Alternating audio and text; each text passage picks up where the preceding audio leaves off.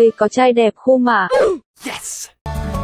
Hello everyone, my name is Quang Đạt. I started flying as a pilot when I was 19 and I became one of the youngest captains in the country when I was 24. My favorite quote is believe in yourself, working hard, and you can do anything you want.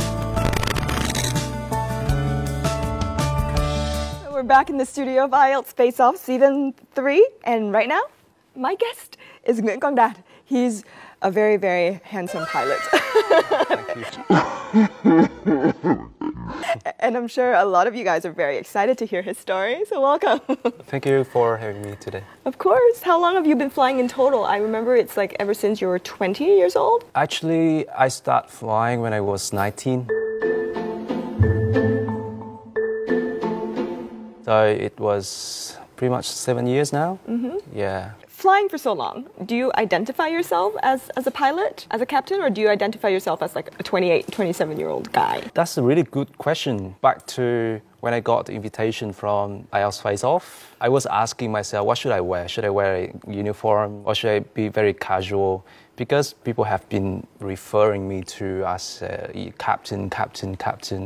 And I would really like people to see me as just a 27 years old guy, you know. I have a lot of other interests, like I love traveling, I love reading. My life is just not only about flying. But yeah, it's difficult. Because when people see me, they would start asking questions about flying, you know, how do I start my flying career? I'm probably one of those people as well. Yeah, I kind of expected that.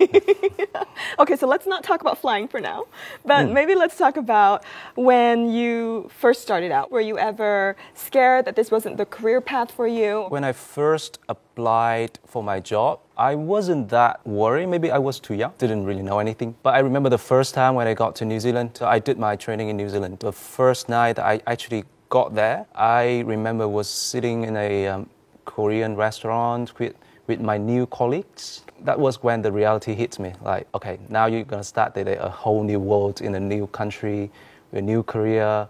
You don't know if you're gonna make it. It was actually really scary that night. But luckily now, things have been working out pretty well. Now. People say, you know, a pilot's job is very, very exciting. It's very interesting because you get to sit in this place, you know, you don't have a lot of people bothering you, you get to go to all of these places. Would you consider your job to be quite easy? Yes and no. As you said, sometimes when you stress about something about your personal life, going to work actually is quite relaxing.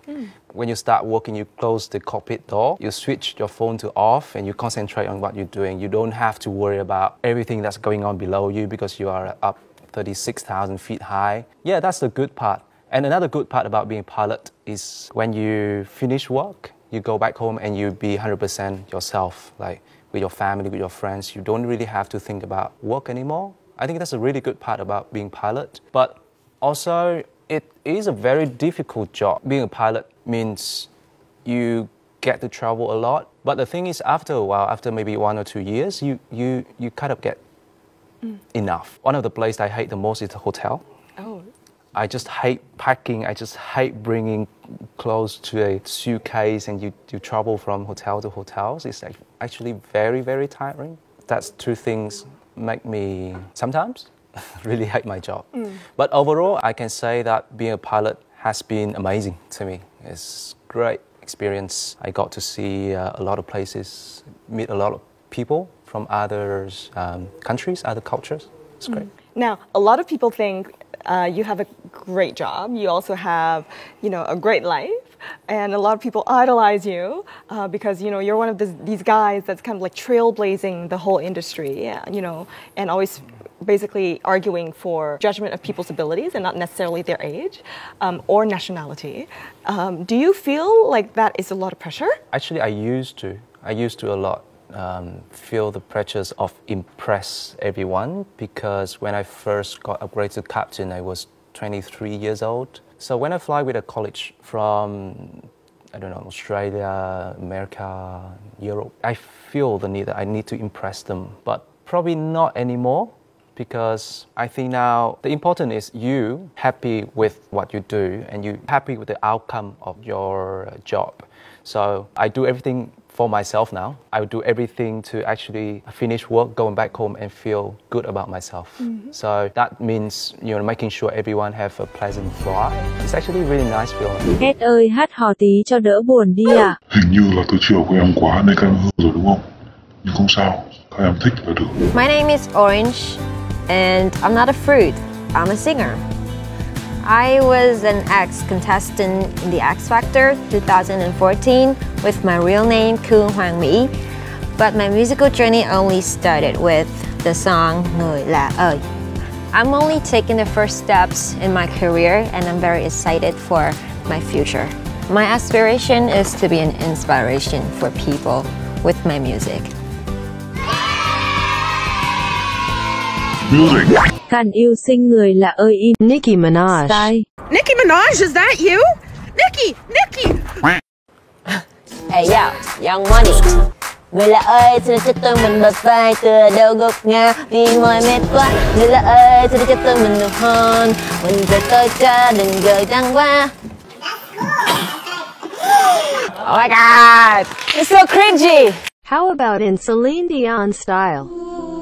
Người là ơi, xin hãy cho tôi muốn bờ vai. How about in the style of Shakira? Người là ơi, xin cho tôi mình bờ vai. Người là gục ngã vì mỏi mệt quá. Người là ơi, xin cho tôi mình nụ hôn. How about in the style of Lady Gaga?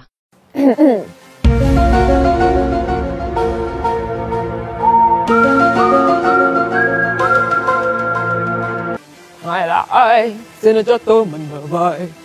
Từ đầu gục ngã vì mỏi mệt quá. Người là ơi, xin cho tôi mình hôn. Mình rời tôi cha đừng vội vàng quá. Yeah! I think I got it! Hồng Ngọc Hà. Oh my god! She was my ex-coach in X Factor. I'm so sorry. Người là ai xin cho tôi một bờ vai. Từ đầu gục ngã vì mỏi mệt quá. Người là ai xin cho tôi một nụ hôn. Muốn rồi tôi cha đừng vội vàng quá.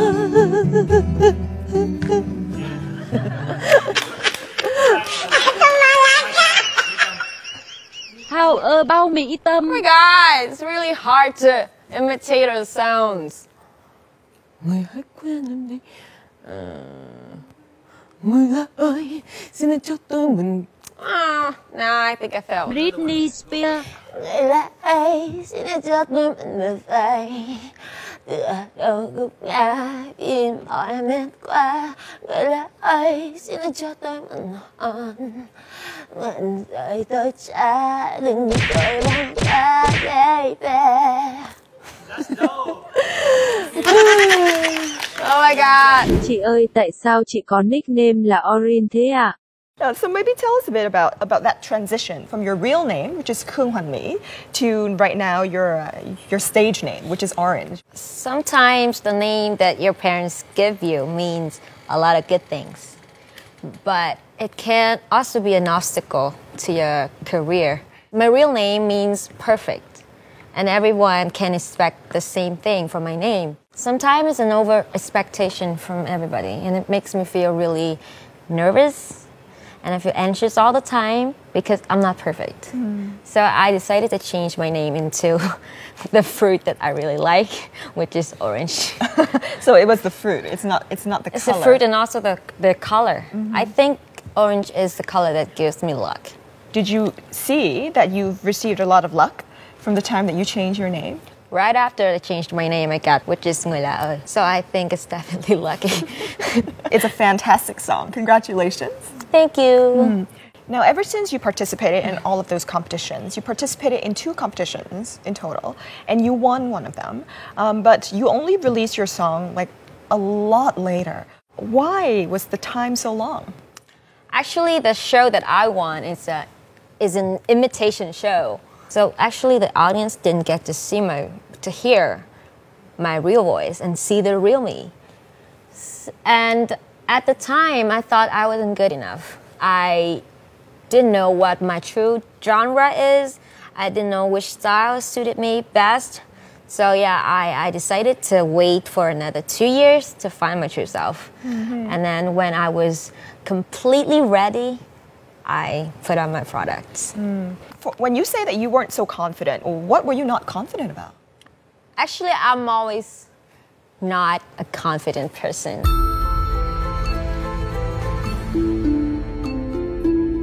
I have a very negative way of thinking. I'm gonna make a lot of mistakes. I'm ugly. And sometimes I think to myself that I really hate myself. And it was lucky that I found out the truth. I actually noticed that in me and I tried to change. So now it got a lot better. After I recovered from that insecurity, I got more confidence to do what I really like. Hết ơi, em vẫn nhớ tập có bác Phạm Sanh Châu à? Amazing, good job em. My name is Phạm Sanh Châu. I was born in Myanmar and grew up in the Middle East. I was a soldier, a teacher, and I spent 35 years in my life in promoting Vietnamese culture, and I'm proud of the job I'm doing.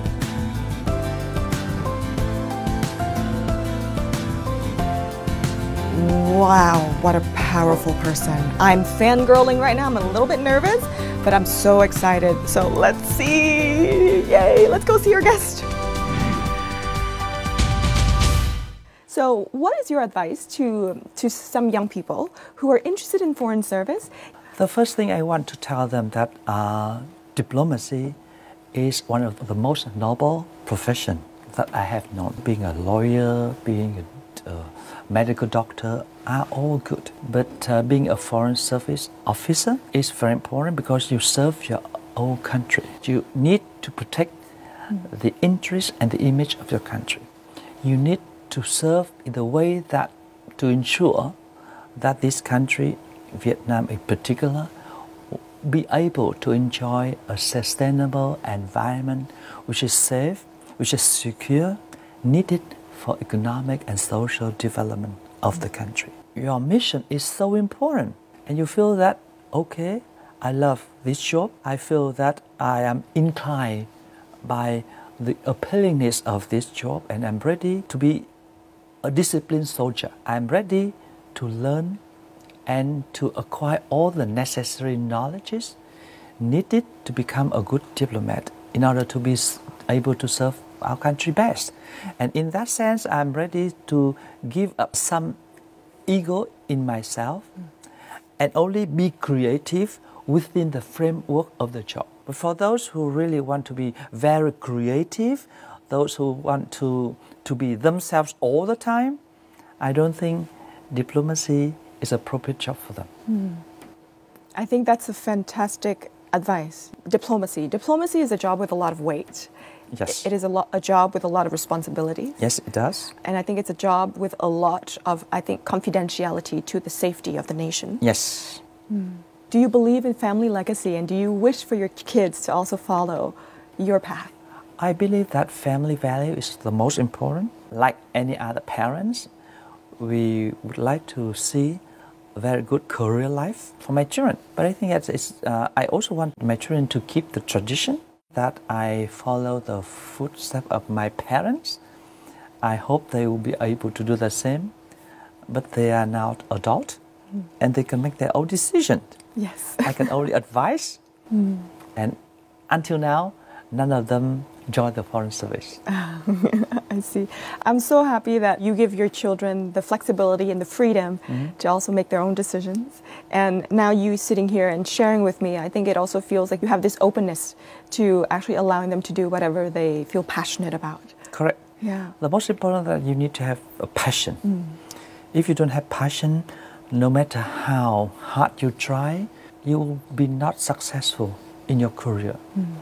Because passion needs to come first. Now that we're talking about passion, is passion a major part of your life motto? And what is your life motto? It is a blessing to be born in life. So you need to find yourself a certain happiness or all the way happiness. Because without happiness, life will be very miserable.